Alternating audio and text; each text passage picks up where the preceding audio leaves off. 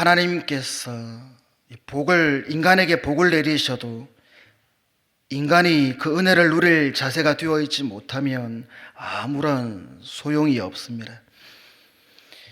그러므로 인간은 하나님께 복을 받기 위해 소원하기 전에 먼저 하나님이 베푸시는 은혜와 복을 누릴 수 있는 믿음의 자세를 가져야 합니다. 본문에서 이스라엘 백성은 하나님의 초자연적인 이 역사로 적군에 대하여 완전히 승리할 기회를 잡았음에도 불구하고 불신앙으로 하나님께 받은 복을 누리지 못했습니다. 이는 하나님께서 성도들에게 영적인 승리를 보장해 주셨음에도 불구하고 인간이 불신앙으로 받아들이지 않으면 사탄에게 져서 사망 권세에 잡힐 수밖에 없음을 의미합니다. 이스라엘과 이 모압과의 전투를 통해서 베푸신 이 성경의 교훈을 깨달아 승리의 기쁨을 누리는 그 믿음을 소유하는 여러분 되시기를 바랍니다. 오늘 말씀에 보면 이 엘리사에게 새 왕이 찾아옵니다. 모압과의 전쟁을 일으킨 이스라엘 왕 여호람은 아합의 아들로 열왕기하 1장에 나오는 난간에서 떨어져 병들어 죽은 아시야 왕의 동생입니다. 아합의 뒤를 이어 아시야가 아들이 없이 일찍 죽었기 때문에 그를 이어 왕위에 오른 것입니다. 그의 이름인 여호람의 뜻은 여호와께서 높여주신 자라는 의미가 있습니다. 그의 성품과 신앙이 그의 부친 아합이나 모친 이세벨보다는 나았지만 온전히 하나님을 섬기지는 못했습니다. 그래서 그 역시 그가 여호와 보시기에 악을 행하였으나 라는 것으로 악한 왕의 부류로 간주되었습니다. 4절에서 5절에 우리가 읽지는 않았지만 보면 모압 왕 메사는 양을 치는 자라 새끼 양 10만 마리의 털과 순양 10만 마리의 털을 이스라엘 왕에게 바치더니 아합이 죽은 후에 모압 왕이 이스라엘 왕을 배반한지라. 아합 왕이 죽은 후에 북이스라엘의 국력은 쇠약해졌습니다. 그 결과 지금까지 조공으로 새끼 양 10만 마리의 털과 순양 10만 마리의 털을 바치던 이 모압 왕 메사가 이스라엘 왕을 배반하게 됩니다. 바치더니라는 말은 포로로 잡다, 사로잡다라는 뜻으로 주로 번역이 됩니다. 군사적인 열쇠로 이 적국의 포로가 되거나 그 결과로 속국의 의무인 곡물 등을 헌납하는 것을 가리킵니다. 이 본문에는 다윗 때부터 이스라엘의 속국이 되어 온 이 모압이 아합 때까지 매년 정기적으로 양을 곡물로 바쳐왔다는 것을 보여줍니다. 이스라엘의 쇠퇴기에 이 상대적으로는 영토 확장을 꾀하는 이 모압의 전성기가 맞물려 마침내 모압이 이스라엘에 대해서 반역을 시작한 것입니다. 그러자 아시아를 이어 북왕국 이스라엘의 9대 왕이 된 아합의 아들이자 아시아의 동생 여호람은 모압을 다시 속국으로 삼기 위해서 전쟁을 준비합니다. 북이스라엘 왕 여호람은 먼저 이스라엘 군사를 모으고 이어 유다 왕 여호사밧에게 협조를 구하여 유다와 연합군을 형성했습니다. 그리고 당시 유다의 속국으로 있던 에돔과도 손을 잡았습니다. 그래서 북이스라엘과 남유다 그리고 에돔의 세 왕은 연합군을 형성해서 모압을 치기 위해 원정길을 떠났습니다. 모압을 치러 올라가는 연합군은 사해 북쪽에 가까운 길 대신 사해 남쪽 해안의 광야길로 갔습니다. 이 길은 멀고 위험이 많았지만 모압의 허를 찌른다는 전략을 선택한 것입니다. 그들은 7일 동안 에돔의 광야길을 걸어갔으나 문제가 생겼습니다. 바로 군사와 가축을 먹일 물이 없었던 것입니다. 이 사실을 알고는 여호람이 슬프다, 여호와께서 이 세 왕을 불러 모아 모압의 손에 넘기려 하시는도다, 그렇게 외치면서 커다란 절망과 두려움이 일어났습니다. 그들은 늦봄에 있을 장마를 기대했지만 시내는 메말라 있었던 것입니다. 이 절망 앞에 여호람이 먼저 탄식했습니다. 그는 여호와 보시기에 악하기는 했으나 그 아버지 아합과는 같지 않아 아합이 만든 이 바알의 주상을 제하기도 했던 그런 왕입니다. 그런데 그는 여호와께서 새 왕을 불러 모압의 손에 붙이신다고 원망했습니다. 믿음이 약한 자가 먼저 실족하는 것입니다. 똑같은 환경 속에서도 믿음이 약한 자는 참아내지 못하는 것입니다. 이때 여호사밧의 제안으로 세 왕은 여호와의 선지자인 엘리사를 찾습니다.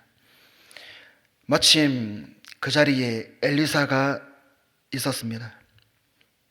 엘리사는 공궁에 처한 세 왕의 마지막 희망이었습니다. 하나님의 사람은 언제나 그 있는 자리에 빛을 던져주며 문제를 해결하는 지혜가 있습니다. 이것은 하나님께서 도우신다는 믿음이 있기 때문입니다. 이스라엘 왕 여호람이 여호사밧과 에돔 왕과 더불어 엘리사에게 이르자 엘리사가 여호람에게 이렇게 말합니다. 내가 당신과 무슨 상관이 있나이까? 당신의 부친의 선지자들과 당신의 모친의 선지자들에게 가소서. 이것은 이스라엘 왕들이 저지른 이 우상 숭배에 대한 책망이었습니다. 비록 여호람이 아합과 같은 범죄는 저지르지 않았다 하더라도 여호와께 대한 전적인 신뢰를 갖고 있지 못했기 때문입니다. 엘리사의 말을 듣고 여호람은 결코 자신은 바알의 선지자들에게 가지 않겠다고 변명합니다. 그러나 여호람도 하나님에 대한 무지를 드러냈고 하나님께 은혜를 구하고는 있으나 하나님을 오해하고 있었습니다. 엘리사는 여호람의 오해에 대해서 만군의 여호와의 이 살아계심을 가리켜 맹세합니다. 즉 유다왕 여호사밧 때문에 여호람을 만난다, 대면하고 있다는 것입니다. 유다왕 여호사밧의 생명 보존 때문에 옆에 있던 여호람도 보존함을 입었습니다. 16절에서 19절에 이 해결책을 이제 알려줍니다. 그가 이르되 여호와의 말씀이 이 골짜기에 개천을 많이 파라 하셨나이다. 여호와께서 이르시기를 너희가 바람도 보지 못하고 비도 보지 못하되 이 골짜기에 물이 가득하여 너희와 너희 가축과 짐승이 마시리라 하셨나이다. 이것은 여호와께서 보시기에 작은 일이라. 여호와께서 모압 사람도 당신의 손에 넘기시리니 당신들이 모든 견고한 성읍과 모든 아름다운 성읍을 치고 모든 좋은 나무를 베고 모든 샘을 메우고 돌로 모든 좋은 밭을 헐리다 하더니 이제 엘리사는 그의 마음을 여호와께 향합니다. 여호와께서 말씀하실 수 있도록 마음을 준비하는 것입니다. 찬송을 연주하여 자신으로 하나님의 말씀을 들을 수 있는 그 평온한 심령 상태를 가질 수 있도록 그렇게 하기 위해서 검은 고 탈자를 불러오도록 했습니다. 엘리사는 동맹군의 어려움을 해결하는 예언을 해줍니다. 곧 바람도 비도 보지 못한 이 골짜기에서 물이 가득하여 사람들과 가축과 짐승이 마시겠다는 말씀입니다. 이 자연 상태로는 이 물을 얻을 수 없지만 그럼에도 물을 얻게 하겠다는 뜻입니다. 이와 같은 일은 인간 편에서는 이적이지만 창조주 하나님 편에서는 너무나도 작은 일입니다. 더불어 여호와께서 모압 사람을 그들의 손에 붙이셔서 진멸하게 하실 것을 예언하셨습니다. 경고한이라는 이 단어는 하나님의 능력이 드러날 대상을 알려줍니다.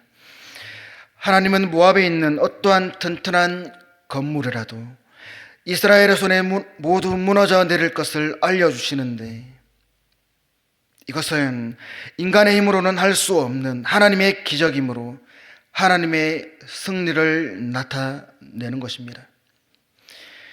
샘을 메운다는 것 또한 모압이 철저히 파괴된다는 사건을 비유한 것입니다. 샘물은 생명이 생활의 원천이 되는데 그 샘물을 막아 버린다는 것은 그 주변에 있는 모든 마을들이 멸망하게 됨을 나타내기 때문입니다. 이 예언대로 그 땅에 물이 가득하게 되었습니다. 20절에서 23절에 아침이 되어 소재 드릴 때에 물이 에돔 쪽에서부터 흘러와 그 땅에 가득하였더라. 모압의 모든 사람은 왕들이 올라와서 자기를 치러한다 함을 듣고 갑옷 입을 만한 자로부터 그 이상이 다 모여 그 경계에 서 있더라. 아침에 모압 사람이 일찍이 일어나서 해가 물에 비침으로 맞은편 물이 붉어 피와 같음을 보고 이르되 이는 피라, 틀림없이 저 왕들이 싸워 서로 죽인 것이로다. 모압 사람들아, 이제 노력하러 가자 하고, 엘리사의 예언처럼 아침이 되어서 소재 드릴 때 물이 에돔 편에서부터 흘러와서 그 땅에 가득했습니다. 군사와 가축들의 기갈이 해소되었습니다. 동맹군들이 통과한 곳은 바로 우기 때는 물이 흐르고 건기 때는 물이 마르는 골짜기인 와디였기 때문에 모압 군사들은 이곳에 물이 있으리라고는 생각하지 못했습니다. 모압 사람들은 햇빛에 의해 물이 붉게 보이는 것을 적들이 내부 반란에 의해서 흘린 피라고 생각했습니다. 이렇게 착각한 결과 모압 사람은 곤경에 처하게 되었습니다. 이 사건을 통해 우리가 깨달아야 하는 것은 우리 인간의 판단이 얼마나 불완전한가 하는 것입니다. 모압 사람들은 적진에 대한 그릇된 판단으로 인해 무리한 작전을 편 결과 큰 손실을 입게 되었습니다. 즉, 그들은 상대방을 너무 가볍게 본 결과 상대편 진영으로 너무 깊숙이 들어감으로써 협공을 당하는 어려움을 맛본 것입니다. 그것은 하나님이 그들의 판단력에 영향을 미치셨기 때문일 것입니다.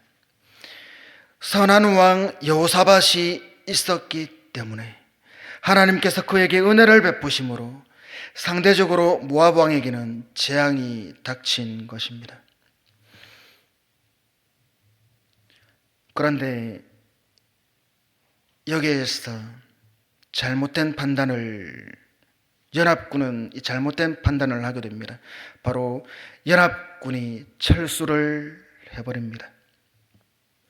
26절에서 27절에 모압 왕이 전사가 격렬하여 당하기 어려움을 보고 칼찬 군사 700명을 거느리고 돌파하여 지나서 에돔 왕에게로 가고자 하되 가지 못하고 이에 자기 왕위를 이어 왕이 될 맏아들을 데려와 성 위에서 번제를 드린지라.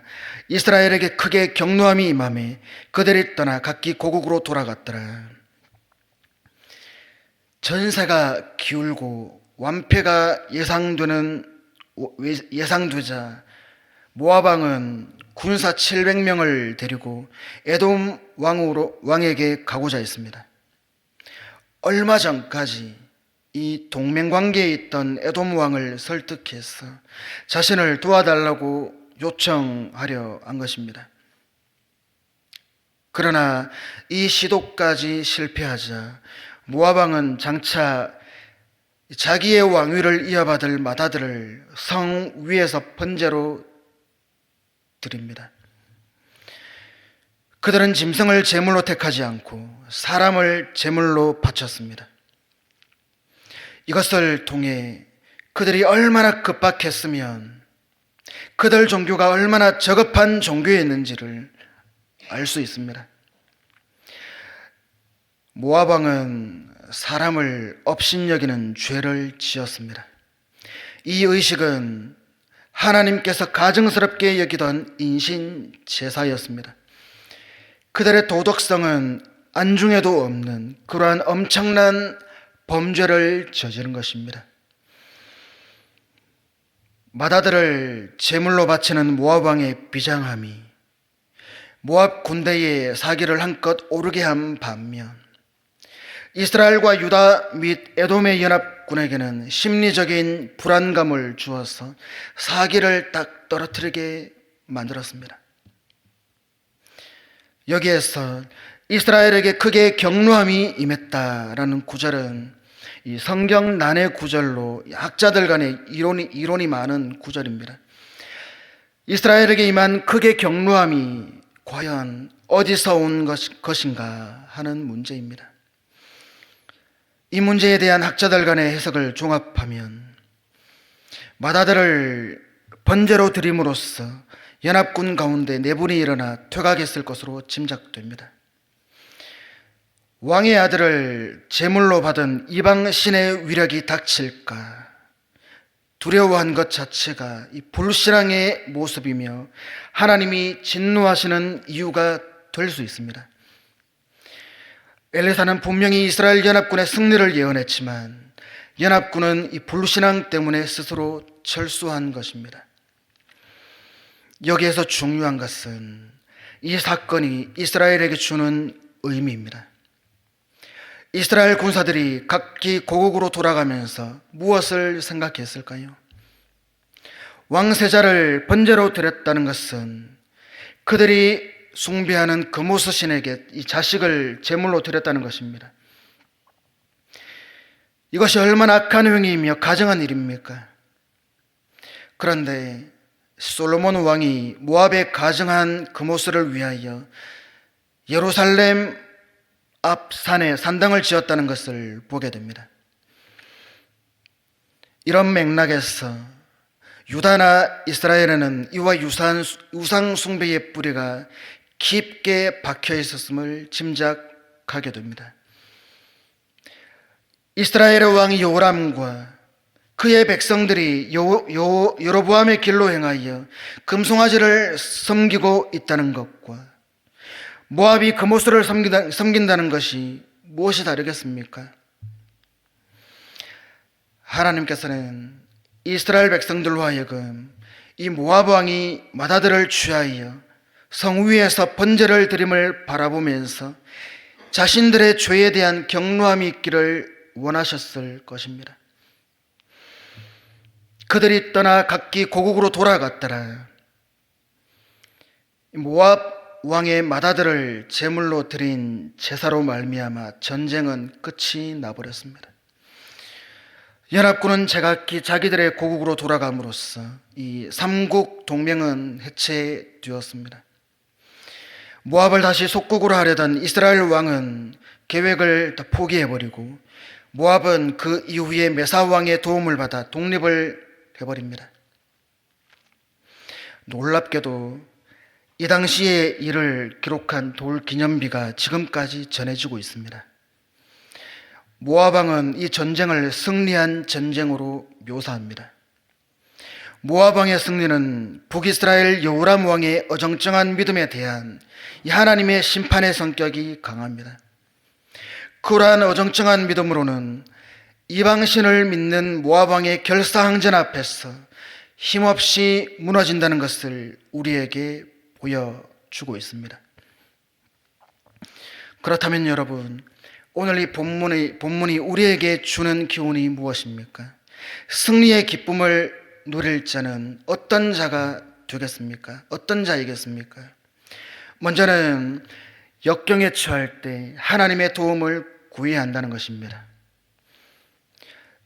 인간은 자기 나름대로 어떤 일을 계획하고 그 일을 성취하기 위해서 여러 가지 노력을 합니다. 하지만 그 결과는 어떻습니까? 인간의 뜻대로 잘 이루어집니까? 이루어지지 않을 때가 많이 있습니다. 그러나 우리가 하나님을 의지하여 믿음으로 행하면 상상하지도 않았던 방법으로 일이 쉽게 풀리는 역사를 체험하게 되는 것입니다. 여호사밧 왕은 부족했습니다. 그러나 위급할 때는 달랐습니다. 여호사밧 왕이 신앙이 있는 점을 여기에서 발견할 수 있습니다.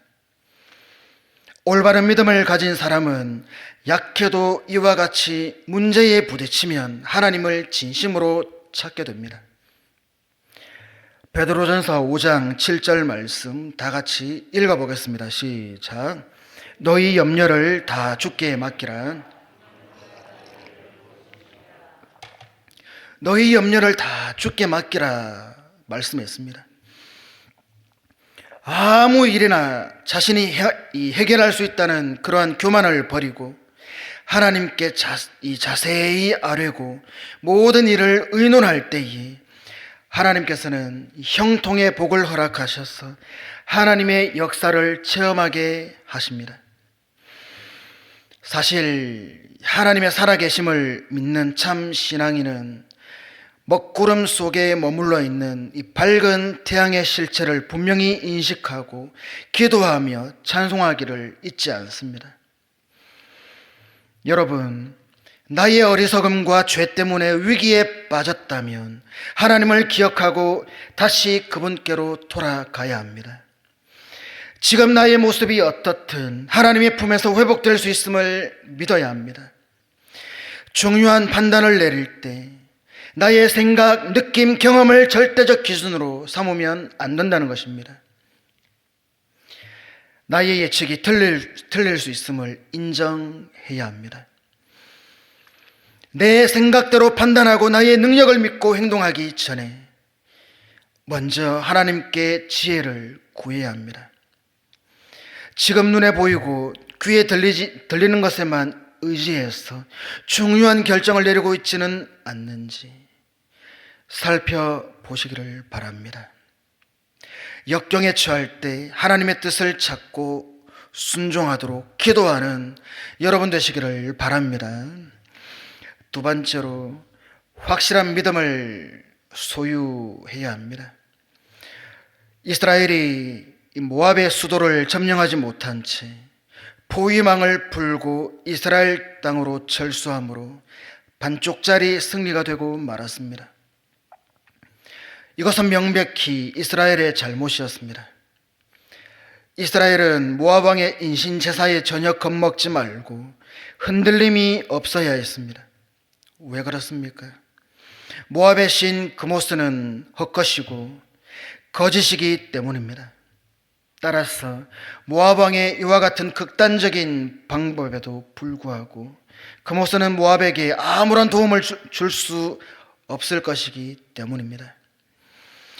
하나님께 기도하여 응답을 주셔도 하나님의 은혜와 기도 응답에 대한 이 확실한 믿음이 없는 자는 그 은혜를 누릴 수 없습니다. 그런 점에서 비판과 탄식과 절망은 하나님을 믿지 못한 불신앙의 확실한 증거가 되는 것입니다. 그래서 하나님이 이미 베푸신 은혜인데도 그것을 상실하게 되는 것입니다.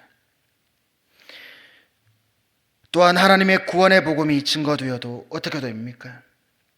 그 말씀을 들으나 온전히 깨닫지 못해서 중도의 세상길로 빠지게 되는 것입니다.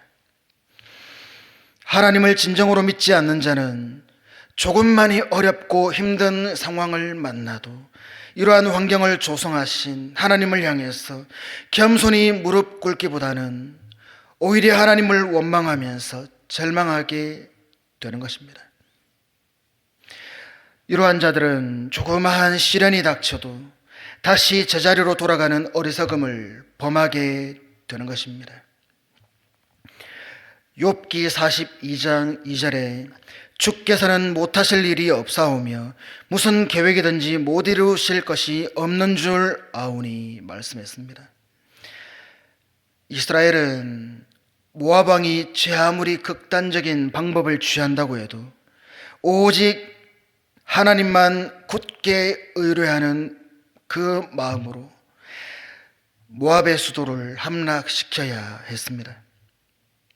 여기서 우리는 완전한 승리의 기쁨을 누릴 자는 그 어떠한 상황에 직면한다 할지라도 전혀 흔들림 없이 오직 하나님만을 의뢰하는 자가 되어야 함을 깨달을 수 있습니다.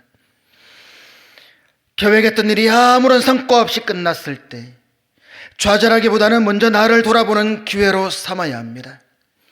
그 계획을 세우기 전에 하나님께 먼저 의논하고 하나님의 대답을 듣고 시작했는지 생각해 보아야 합니다. 어리석은 요람처럼 하나님의 뜻을 구하지 않은 채 나의 생각대로 일을 진행해 오지 않았는지 점검해 볼 필요가 있습니다. 다니엘 9장 18절에 나의 하나님이여 귀를 기울여 들으시며 눈을 떠서 우리의 황폐한 상황과 주의 이름으로 일컫는 성을 보옵소서. 우리가 주 앞에 간구하옵는 것은 우리의 공의를 의지하여 하는 것이 아니요 주의 큰 긍휼을 의지하여 함이니이다. 여러분, 믿음의 사람은 어떠한 고난이 있어도 하나님을 의지하는 믿음이 있습니다. 굳건한 믿음이 있기에 승리에 대한 확신을 잃지 않고 끝까지 싸워 승리를 거두게 하십니다. 그렇게 우리는 하나님의 말씀을 쫓아 걸어갈 때 하나님께서 생각 밖의 은혜의 길을 열어주심을 반드시 믿어야 합니다. 일의 시작과 마지막을 주관하시는 분은 하나님이십니다. 내가 오히려 이 일이 잘 될 때 기도해야 되는 것 아닙니까? 내가 잘나서 일이 잘 되는 겁니까? 일을 진행하면서 만나게 되는 많은 문제를 하나님께서 주시는 지혜로 풀어나가는 여러분 되시기를 바랍니다. 군사적 세력으로 모압을 능히 제압할 수 있는 요람의 동맹군이 곤란을 겪은 것은 하나님의 뜻을 묻지 않고 자신의 생각대로 행했기 때문입니다. 하나님께 속한 자들이 이 세상과 벌이는 싸움의 승패는 처음부터 하나님께 달려 있습니다. 세상의 권력은 원래 하나님의 주권에 속해 있기 때문입니다. 그래서 어떤 일이라도 하나님의 뜻을 먼저 구하고 그의 주시는 능력을 의지하는 것이 가장 중요합니다. 그래서 성경은 하나님 안에서 무엇이든지 할 수 있다고 말씀하시는 것입니다. 오늘 본문에 나오는 이와 같은 어리석은 자들을 닮지 말고 오직 온전한 믿음으로 하나님이 베푸시는 복을 받아 누리시기를 바랍니다. 오직 믿음으로 하나님의 도움의 손길을 찾음으로 날마다 승리의 기쁨을 누리는 모든 성도님들 되시기를 주님의 이름으로 축원드립니다.